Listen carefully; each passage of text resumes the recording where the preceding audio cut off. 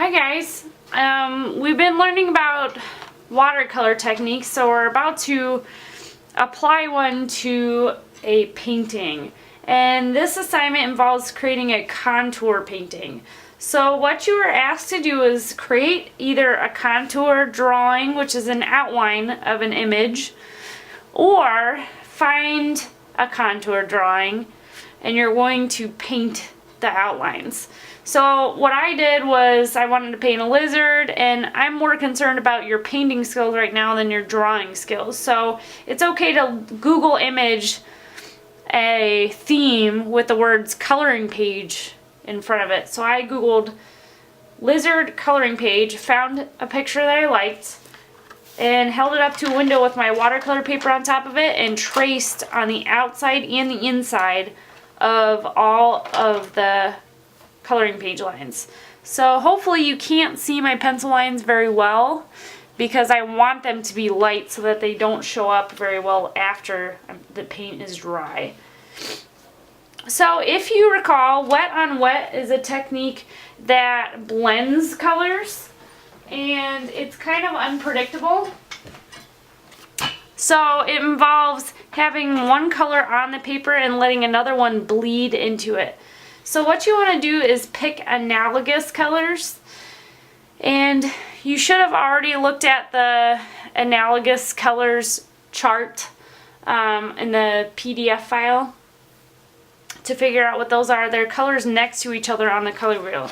So you want to pick 3 or 4 colors that would be next to each other on the color wheel, and you're going to blend those together within these outlines.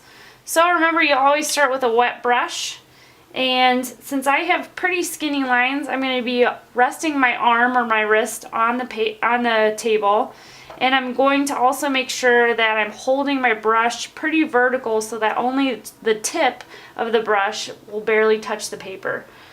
So I think I'm going to go with, since I have a lizard, maybe yellow, green, and blue. So I'm going to grab some yellow, which might be kind of hard for you guys to see here at first. And I'm just going to fill in some yellow on this lizard. And I want to make sure that I keep the yellow paint transparent. And I also want to make sure that I keep the edges very full of water so that we have a nice wet on wet bleeding mark. Alright. Then I'm going to take my next color, green, which is next to yellow on the color wheel, and I'm going to let it bleed into the yellow. This green is pretty opaque right now, so I'm probably going to wash out my brush a little bit here and make sure the brush is full of just water instead of paint, and kind of drag it back again. And I want to try to keep these lines nice and crisp so that they're not shaking or wavering, that they're nice, smooth, curving lines, just like in the coloring page. I'm not going to worry too much about this end point right now. I just want to keep this green area moist so that I can keep adding color to it.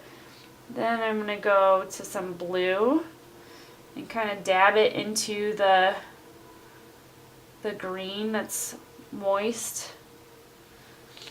And this lizard has some spots on it, so I have these curves to go into.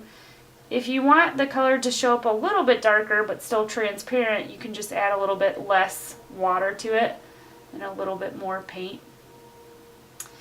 And then instead of going from blue to yellow, which is a big step, it can blend more harmoniously if I go back to green, because green and blue are next to each other on the color wheel. So that needs some water in it.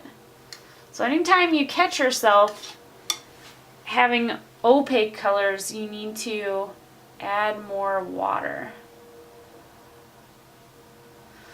Alright, I'm going to work on this and I'll show you what it looks like when it's done.